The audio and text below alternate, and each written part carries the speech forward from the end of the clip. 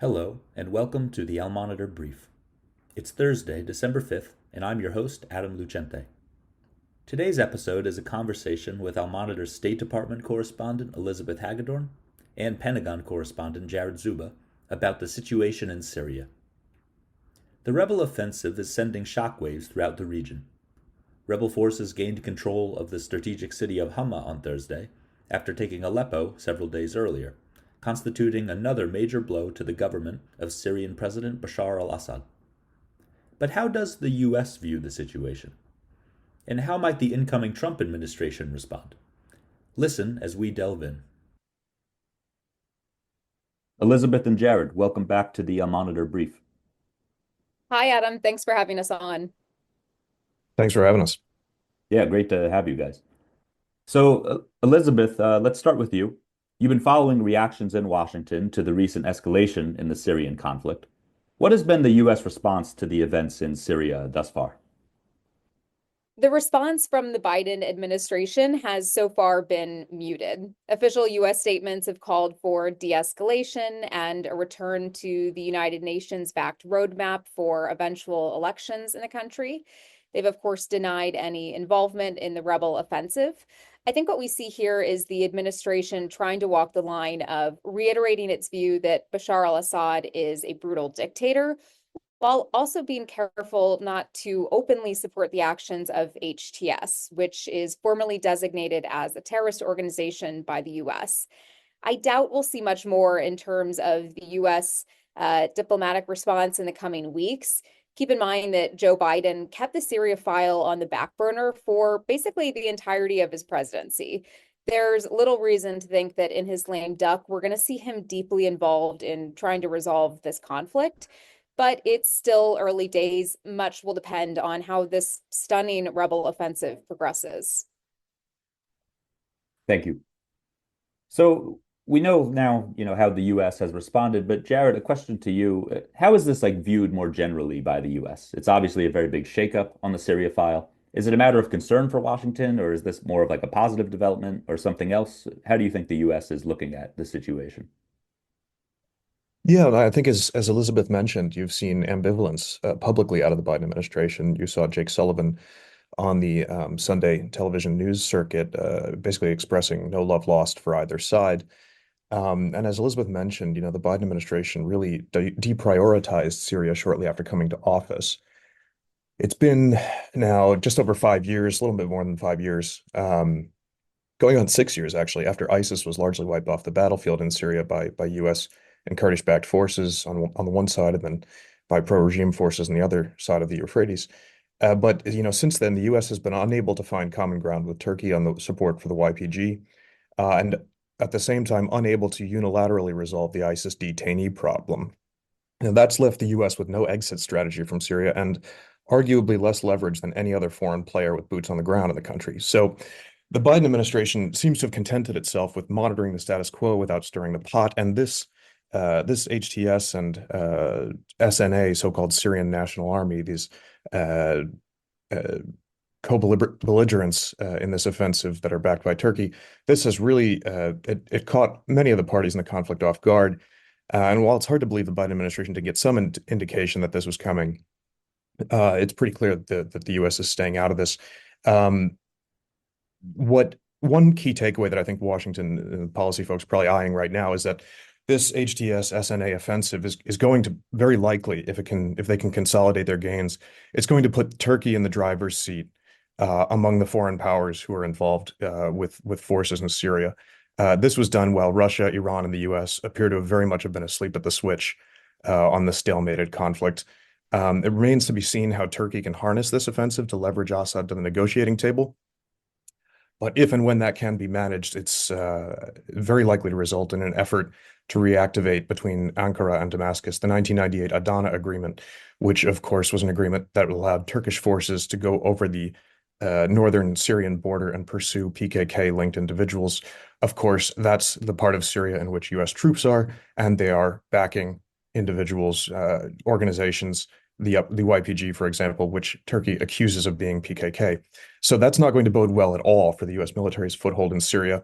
And remember, it was Erdogan himself who convinced Trump back in 2018 and again in 2019 to yank U.S. forces out of the Northeast, which a decision which was eventually reversed by the Trump White House. And the Turkish president has repeatedly made clear in the ensuing years that he has not lost sight of that objective. Very interesting dynamics at play. Elizabeth, going back to you, we're just a few weeks from former President Donald Trump returning to the White House. You've done a lot of reporting on his campaign and his foreign policy picks. How do you think the Trump administration might approach the situation in Syria? Well, like Biden, I personally doubt we'll see Trump devote much attention to Syria either. Many listeners may recall this is a country he frequently dismissed during his first term as a, quote, land of sand and death. What I'll be looking for, though, are two things: a potential troop withdrawal from Syria. Jared can, of course, speak more to that. I'll also be watching to see how Trump responds to the region's embrace of Assad. In the 4 years since he was last in the White House, Assad has been welcomed back into the fold by many U.S. partners, including Saudi Arabia and the United Arab Emirates. The Biden administration's policy on this basically boiled down to: we don't support normalization with Assad, but if you're going to do it, make sure you get something in return. Something including the curbing of the flow of the drug Captagon, creating safe conditions for refugee returns, and ideally, Syria distancing itself from Iran.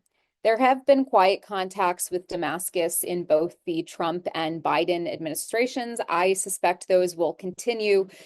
But then again, you do have hawks in Trump's cabinet. Voices like Marco Rubio is Trump's pick for Secretary of State, Mike Waltz as his national security advisor, folks who will push for a more confrontational approach to Iran. And I suspect we'll see pressure on the Syrian regime as an extension for that. So only time will tell. Thank you. And Jared, any thoughts to add on how Trump may respond to Syria? Yeah, I'll just first say, I mean, I think this Elizabeth made an excellent point about these sort of backroom indirect talks probing the Assad regime to see, to what extent they'd be able to distance themselves from the Iranians. This is a Gulf-backed initiative led largely by the UAE, hoping to reduce or dilute Iranian influence in Syria, potentially in exchange for sanctions relief. I think this HTS offensive and what we just saw with the total collapse of the Syrian Arab Army and its partners there in and around Aleppo is very likely to push Assad right back into the hands of the Iranians. So I think that's probably not going to be a realistic prospect for the near future as the IRGC sends additional commanders into Syria to try and shore up this retreat and this collapse in northwest Syria of the Syrian army. So we'll have to see how that goes. Yeah, and it's, as we mentioned, President Trump tried repeatedly. He mounted two serious attempts to withdraw U.S. forces from Syria when he was last commander-in-chief during his previous administration. Those were both, say, undermined by folks in the Pentagon and the State Department who didn't believe the president quite understood the consequences of what he was ordering. So I think you're going to see either President Trump come in and go ahead and do that again, or you're going to see an organized effort to sort of explain to the president and have him sit down, the incoming president, why U.S. troop presence in Syria is important.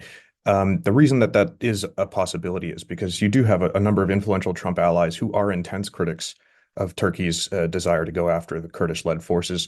You have Marco Rubio. I mean, Senator Lindsey Graham was fiercely critical of Turkey's operation to push an incursion into northeast Syria in 2019. And then, of course, there's Mike Waltz. So we'll have to see how the incoming administration handles it. The previous Trump administration handled it by keeping it off the president's desk.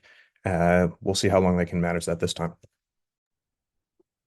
And Jared, if I can end with you quickly, and you touched on this earlier, but from your perspective at the Pentagon and having reported from Syria, how could the rebel advance affect U.S. military plans in northeast Syria and U.S. interests in the country more broadly? Yeah, it's a good question. I mean, there's a few key points to make up front, and then we can get into a little more depth. The first point to make is that the U.S. military doesn't really have any significant plans in Syria at the time, not ones that are at least achievable in the near term. This is a sort of vestigial force left over from the campaign against ISIS. again, with no exit strategy because of the ISIS detainee problem. Um, so in general, the U.S. military has contented itself with deconflicting, contacting other parties in the conflict, making sure they stay out of the U.S. zone, and keeping troops safe while also keeping a lid on ISIS and running operations alongside the SDF to keep ISIS from resurging. So it's a bit of a status quo liminal space operation there where they're just sort of sitting tight and keeping things together. Certainly within the Pentagon, there's no love lost for either side in this conflict. HTS is, as Elizabeth mentioned, a designated terrorist organization. But it's quite clear that the U.S. doesn't necessarily have a great interest in seeing Assad fall. The immediate reaction in the reason for that and is reflected in the immediate reaction. And there's been some muted concern in the Pentagon that the HTS offensive could pull Syrian pro-regime forces from divert them from parts of Syria where they have struggled to keep a lid on ISIS. For example, the central Badia Desert where ISIS has found refuge, and the Syrian army and the Russians have really struggled to tamp down an ISIS insurgency there to this day. So on the one hand, you have this sort of superficial concern, well, this could allow for ISIS to resurge in parts of Syria that the U.S. troops can't geographically access because it's outside of their zone.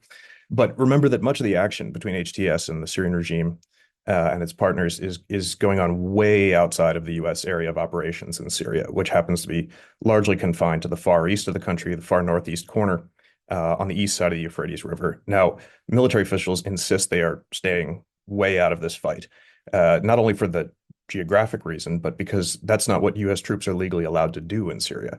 They're only there to fight ISIS, and they're not authorized to engage other parties, kinetically, unless they're directly attacked. And for the most part, there is a pretty big span of geographic space between the U.S. troops and this Aleppo offensive, but that doesn't mean it's not going to affect the U.S. footprint. And U.S. commanders have wasted no time in beefing up their own defenses in Deir ez-Zor while pro-regime forces are bogged down in Aleppo. You saw earlier this week, U.S. airstrikes took out a pro-regime tank and truck-mounted rocket launcher systems, which were firing at a key U.S. base in the middle Euphrates River Valley.